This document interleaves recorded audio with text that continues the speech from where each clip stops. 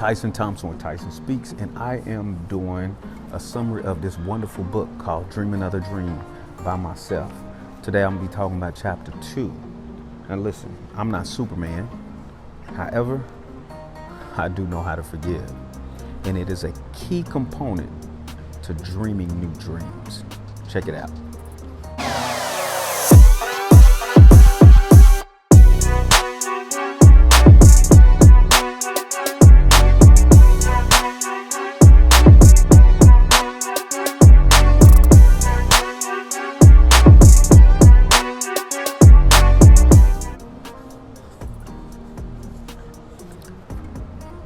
All right, Tyson Thompson here with Tyson Speaks. Subscribe to this page. If you want to move on with your life and have successful relationships and to live free from rejection, you have to listen to this.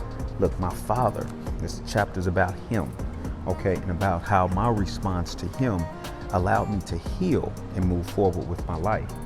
Listen to this, chapter 2, freedom to dream, forgiveness.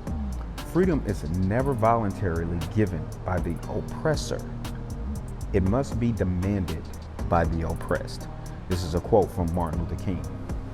In 1979, there was a horrific event that happened. It was abusive, and I witnessed it between my mom and my dad. And it was hard for me to let it go, to watch my dad, who I loved, manhandle my mom, who I just cherished, you know? It was very difficult. But my mom made some decisions to help me move forward with my life. So I'm gonna get right into the part about the forgiveness, okay, and the things that he did. Now, my father, he chose to abandon his role as my father, okay? And it was his choice, it was his decision. And I had to learn how to live with that because we went without a lot. And it was a struggle, and he had a part to play in that. You know, I came upon this book, Dream Another Dream, because of a narrative that I wrote. It was toward teen fathers, helping them to cope with the loss of their dads or the absentee of their dads, and to give them some knowledge and information as to how they could become better fathers. You know, teaching them how not to repeat the cycle. Well, the narrative was titled, How to Honor a Disengaged Father and Live Free from His Rejection. Yeah, how can you still honor someone who seemingly just disrespects you or refuses to be a part of your life? It's possible. This is what I wrote in my book, page 27. It says, "To the executors of my pain, I gave no emotional jurisdiction over my soul." Now, our soul is our mind, our will, and our emotions. If I had remained offended due to what my father and others did or said to me, I would have given into the worst of humanity. I would have given into the worst of humanity by forfeiting my opportunities to impact the host of people waiting beyond the walls of my pain to share my best self. I refuse to have a crippling mindset that destroys my connection with people. And I almost did, and I still struggle with it. You see, we have the power to forgive, but you must be willing to release what you are inclined to hold close and dear, your pain. Sometimes we identify with our pain so much that we don't see the freedom on the other side. And when we do that, we become mute and deaf to our own dreams and our own desires. We have to let go. We have to forgive in order to keep moving. We have to. Now, this is how I had to put things in perspective, okay? My father did not choose his parents, and you can get this in chapter 1 of my book, and it talks about the reality of life, right? We can either be recipients of life, that means we can embrace it, or we can become victims of it. We can become subject to all the challenges and trials that life offers everybody.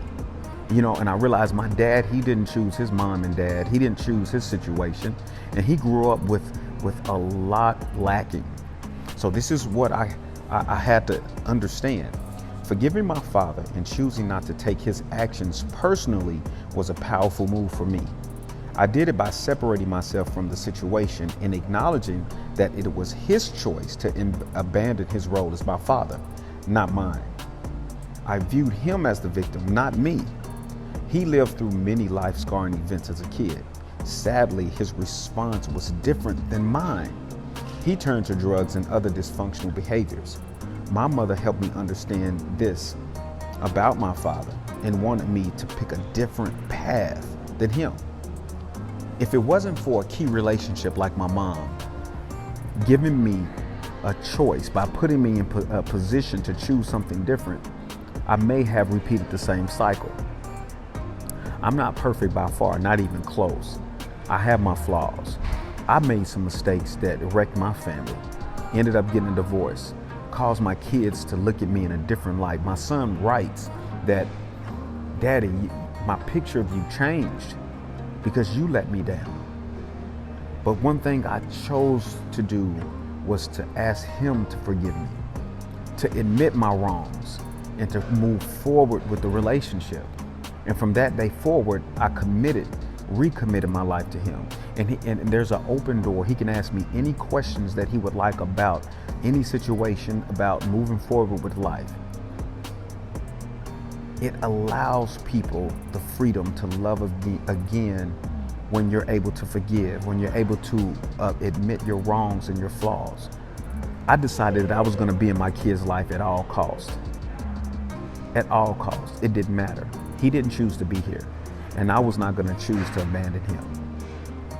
I forgave my dad, and what that did, it freed me to live life so that I could not repeat the same mistakes that he did.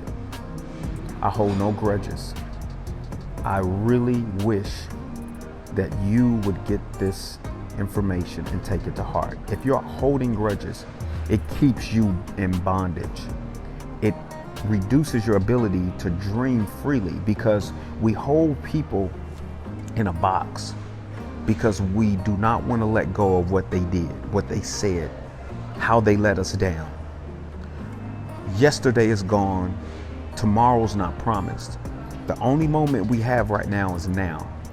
And the best way to move forward is to take the past and pull all the positive you can from it and all the negative to bury it. We don't forget, but what we don't do is give jurisdiction of our souls over to the pain that was caused by other people's choices. If you want to live free and dream another dream, I pray that you let it go. I'm Tyson Thompson with Tyson Speaks, and I see your value and I see your worth. And I also see the worth and value of those people who made mistakes. It doesn't mean I give them access to my inner court or my inner circle. But what it does mean is that I let it go. Hopefully that they can get better, that they can be restored in a capacity that develops their character. But it's not my responsibility. My responsibility is to respond to life. I was chosen. That means I have purpose. That means I have value. And I am to grow, develop, and produce. So don't stop. Don't stop. If you have trouble letting it go, maybe get some counseling, maybe get some help. But don't stop. Don't let what other people did to you affect how you live today. Sometimes they move on with their life and you're still stuck. Everyone moves on and you're still in this rut. If you want to get out of that rut, forgiveness is a big step, and it can happen. It happened for me, and it can happen for you too. Please comment. Let me know your thoughts. We can talk a little bit more about it and talk through it. You know, sometimes that we don't know what to do, but I'm encouraging you to dream another dream. Okay? Subscribe to my page. If you know someone going through a tough time, letting things go, please share this with them. This is valuable information, and I just want people to live well, live extraordinary lives. Okay? I'll see you guys at the top.